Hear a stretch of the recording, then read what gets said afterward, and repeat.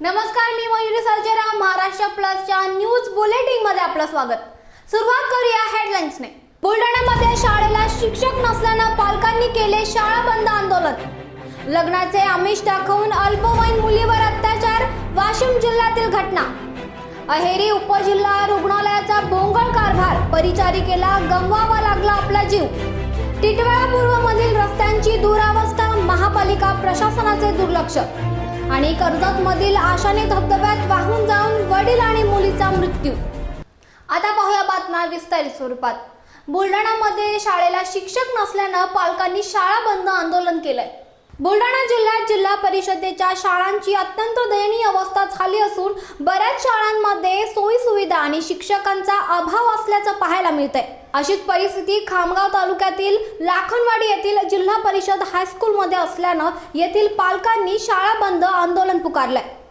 जोपर्यंत शाळेला सर्व शिक्षक मिळत नाही तोपर्यंत आपल्या पाल्यांना शाळेत पाठवणार नसल्याचा पवित्रा या पालकांनी घेतलाय. लाखनवाडी येथील जिल्हा परिषदेच्या हायस्कूलमध्ये 6वी ते 10वी असे 5 वर्ग असून त्यासाठी शिक्षकांची 7 पदे मंजूर आहेत. मात्र यातील 4 शिक्षकांची पदे रिक्त असल्यानं विद्यार्थ्यांचे शैक्षणिक नुकसान होत आहे. त्याचबरोबर शिपायांचे 2 पदे रिक्त असल्यानं वर्गखोल्यांची स्वच्छतेअभावी दयनीय अवस्था झाली आहे. या शाळेत 50% मुलांची संख्या असूनही त्यांना स्वच्छतागृह नाही, पिण्याच्या पाण्याची सोय नाही. या सर्व विषयांबाबत शाळा व्यवस्थापन समिती आणि ग्रामपंचायतीने ठराव घेऊन वरिष्ठ अधिकाऱ्यांना वेळोवेळी निवेदनं दिली. मात्र जिल्हा परिषद प्रशासनाने कुठलीच दखल न घेतल्यानं अखेर पालकांनी शिक्षक न मिळेपर्यंत आपल्या पाल्यांना शाळेत न पाठवण्याचा निर्णय घेतलाय. माजी सरपंच तथा विद्यमान ग्रामपंचायत सदस्य लाखनवाडा येथील जिल्हा हायस्कूलच्या त्यावेळेस सप्टेंबरमध्ये संच मान्यता चुकीची दिली गेली. त्यामुळे येथील 4 शिक्षकांचे पद रिक्त झाले आणि शासनाने जिल्हा परिषदेचे 4ही शिक्षक ताबडतोब शाळेतून काढले. ते शिक्षकाच्या जागा रिक्त झाल्यामुळे आम्ही वेळोवेळी जिल्हा प्रशासनाकडे शिक्षण अधिकाऱ्याकडे भेटून मागणी केली.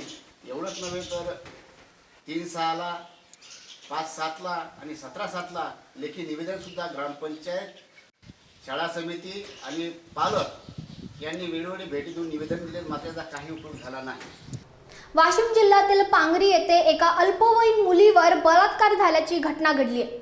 वाशिम जिल्ह्यातील मालेगाव पोलीस ठाण्या अंतर्गत येणाऱ्या पांगरी कुटे येथे 15 वर्षीय अल्पवयीन मुलीवर 20 वर्षाच्या नरधम युवकानं लग्नाचे आमिष दाखवून बलात्कार केल्याची घटना घडली आहे. सागर नारायण कुटे असं या आरोपीचं नाव असून त्याला अटक करण्यात आली आहे. पांगरी कुटे येथील 15 वर्षीय अल्पवयीन मुलीची आई ती लहान असतानाच वारल्यामुळे वडिलांनी दुसरे लग्न केलं. तेव्हापासून ही पीडिता आजी आजोबांसोबतच राहते. गावातील सागर कुटे याने अल्पवयीन पीडितेच्या असहाय्यतेचा फायदा घेत तिला लग्नाचं आमिष दाखवून बलात्कार केला. 1 वर्षांपासून तो तिच्या असहाय्यतेचा फायदा घेत होता. दरम्यान पीडितेच्या तक्रारीवरून मालेगाव पोलीस ठाण्यात गुन्हा दाखल करण्यात आलाय. आरोपी सागर कुटे विरुद्ध बलात्कार, अनुसूचित जाती जमाती अत्याचार प्रतिबंधक कायदा, पास्को कायदा आदी विविध कलमान्वये गुन्ह्याची नोंद करून त्यास अटक करण्यात आली आहे. दरम्यान तपासी अधिकारी DYSP किरण धात्रक यांनी घटनास्थळाला भेट देऊन पुढील तपास ते करत आहेत. अहेरी उपजिल्हा रुग्णालयातील एका परिचारिकेला वेळेवर रक्त उपलब्ध न झाल्यानं तिचा मृत्यू झाल्याची घटना घडली आहे. प्रीती आत्राम असं या परिचारिकेचं नाव असून त्या आरोग्य विभागात परिचारिका म्हणून कार्यरत होत्या. प्रीती यांना सिकलसेल हा आजार असल्यानं गडचिरोली जिल्हा सामान्य रुग्णालयात त्यांना उपचारासाठी भरती करण्यात आलं होतं. त्यांना रक्ताची अत्यंत आवश्यकता असताना रक्तपेढीमध्ये रक्त उपलब्ध असूनही ते प्रीतीपर्यंत पोहोचू न शकल्यानं त्यांना आपला जीव गमवावा लागला. प्रीतीताईंनी कित्येक रक्तदान शिबिरात जाऊन रक्त संकलन केलं होतं.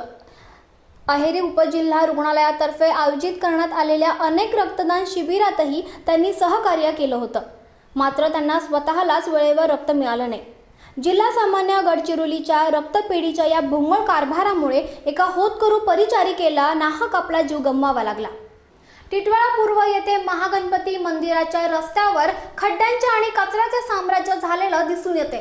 टिटवाळा पूर्व गणपती मंदिर रस्त्यावर असलेल्या खड्ड्यांमुळे ठिकठिकाणी पाणी साचलं असून वाहनांना आणि सर्वसामान्य नागरिकांना याचा नाहक त्रास सहन करावा लागतोय.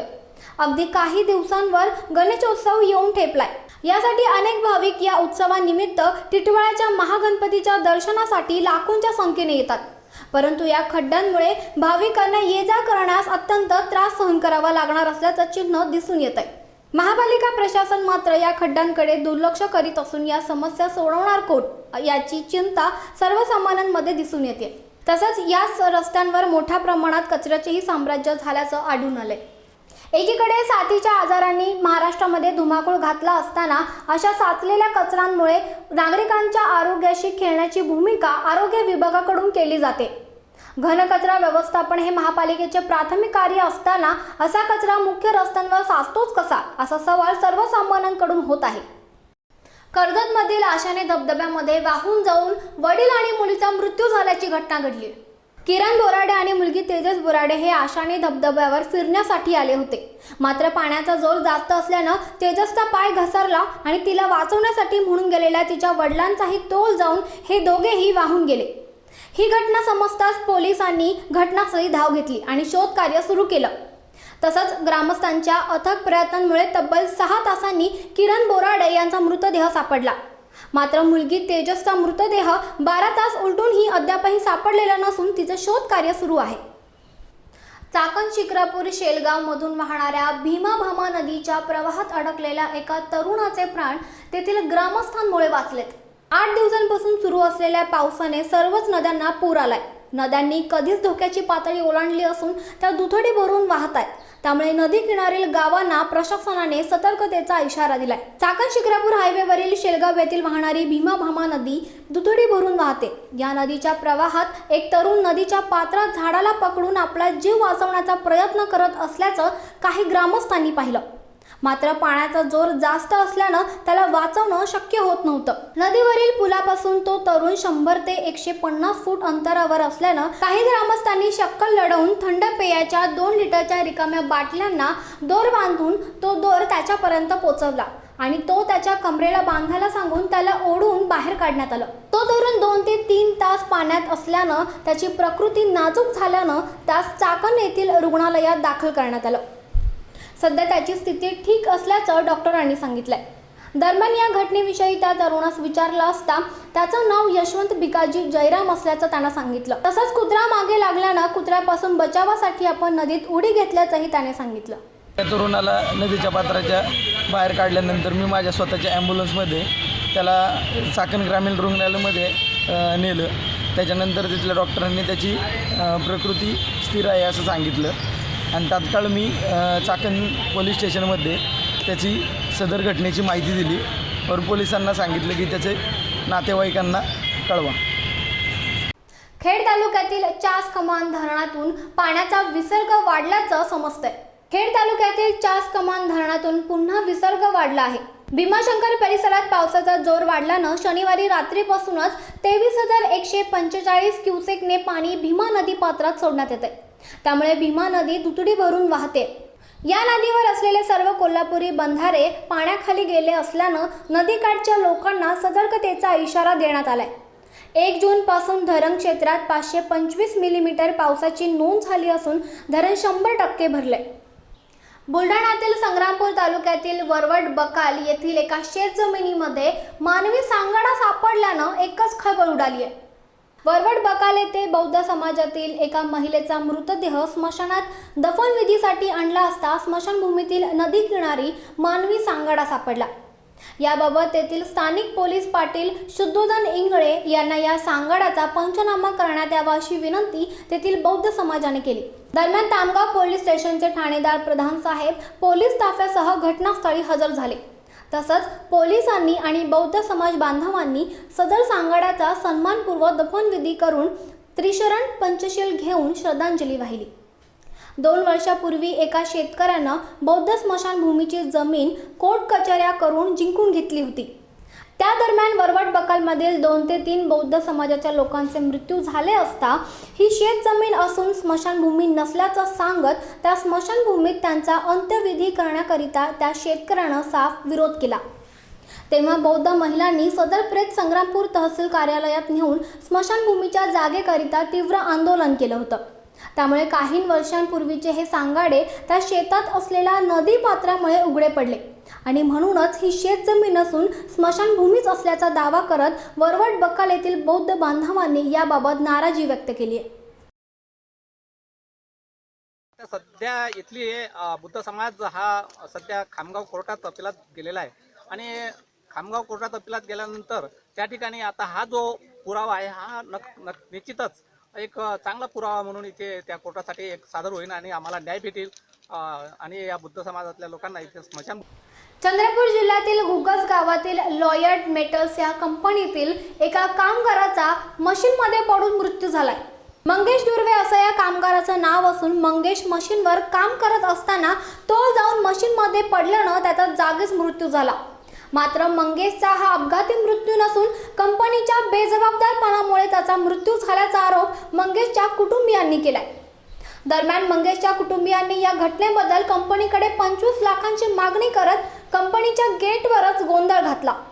तसंच शिवसेनेच्या वतीनेही कंपनी मॅनेजमेंट जवळ भरपाई देण्याचा प्रस्ताव ठेवण्यात आलाय. कंपनी मालक कामगार आयुक्ताशी हातमिळवणी करून कामगारांवर अन्याय करत असल्याचा आरोप देखील करण्यात आलाय. जवळके रेल्वे पोलीस ठाण्याच्या वतीने राष्ट्रीय एकात्मता जोपासण्यासाठी जातीय सलोखा स्पर्धा आयोजित करण्यात आली होती.